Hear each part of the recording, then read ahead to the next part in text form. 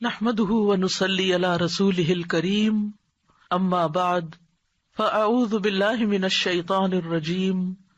بسم الله الرحمن الرحيم رب اشرح لي صدري ويسر لي امري واحلل عقدة من لساني يفقهوا قولي۔ ربیع الاول کا مہینہ ہے،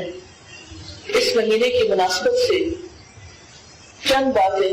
حضور اکرم صلی اللہ علیہ وسلم کی بعثت اور آپ کی حکمت کے بارے میں۔ اللہ سبحانہ وتعالی نے ہمیں پیدا کیا،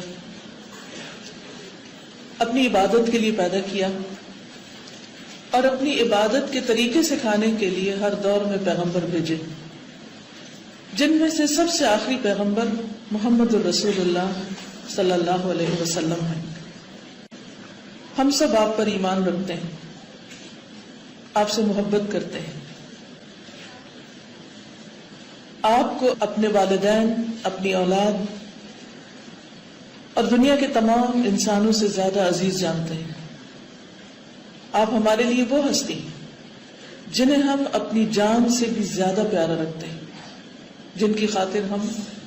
جان بھی قربان کر سکتے ہیں۔ اللہ کے رسول صلی اللہ علیہ وسلم نہ صرف یہ کہ ہمارے حبیب ہیں، ہمارے محبوب ہیں، بلکہ وہ اللہ کے بھی محبوب ہیں۔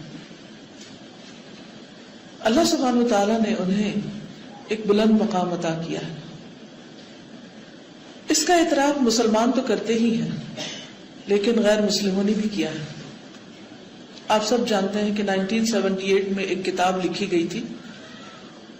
نیو یارک سے چھپی تھی، ایک امریکی نے لکھی تھی، The 100 کے نام سے، 100 لوگ،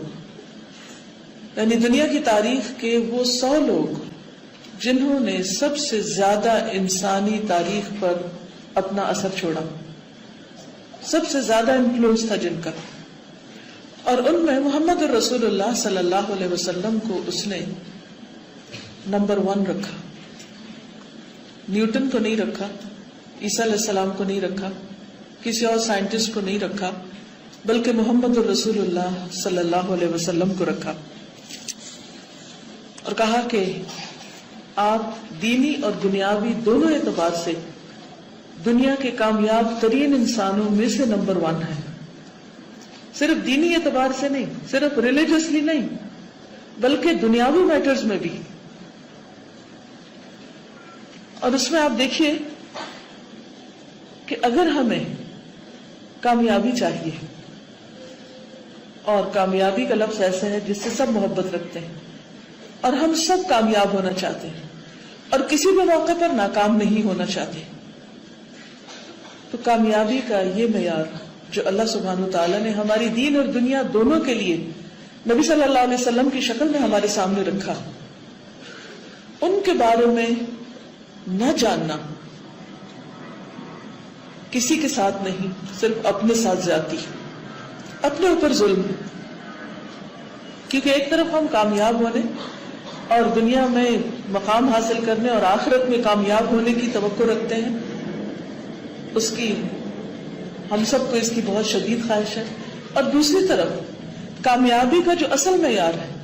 جو دنیاوی اعتبار سے بھی اور آخرت کے اعتبار سے بھی کامیاب ہے، ان کی زندگی کو ہم جانے ہی نہ، یا صرف سرسری طور پر اپنے سلیبس کی کتابوں میں یا کہیں کسی لیکچر کی شکل میں کچھ جان کر اگر ہم یہ سمجھیں کہ ہم نے جاننے کا حق ادا کر دیا ہے، تو یہ درست نہ ہوگا۔ ایک انگریز مورخ ہے کارلائل، اس نے نبی صلی اللہ علیہ وسلم کو نبیوں کا ہیرو قرار دیا، یعنی تمام انسانوں میں تو آپ افضل ہیں ہی، اور دنیا کے کامیاب ترین انسانوں میں بھی سب سے ٹاپ پر ہیں، لیکن جو انبیاء ہیں، انسانوں کی ہدایت کے لیے دنیا میں آتے رہے، وہ ان میں سے بھی ان کو ٹاپ پر قرار دیتا ہے۔ اور یہ ایک حقیقت ہے کہ آپ صلی اللہ علیہ وسلم، آپ اپنے بچپن میں بھی ایسی شخصیت رکھتے تھے کہ جسے دیکھ کر سب متاثر ہوتے تھے۔ آپ کے دادا آپ کو دیکھ کر کہتے کہ ان لہذا الغلام لشأنا، کہ اس بچے کا مستقبل عظیم ہوگا، اس بچے کی شان بلند ہوگی۔ آثار کچھ ایسے ہی بتاتے ہیں کہ یہ ایک غیر معمولی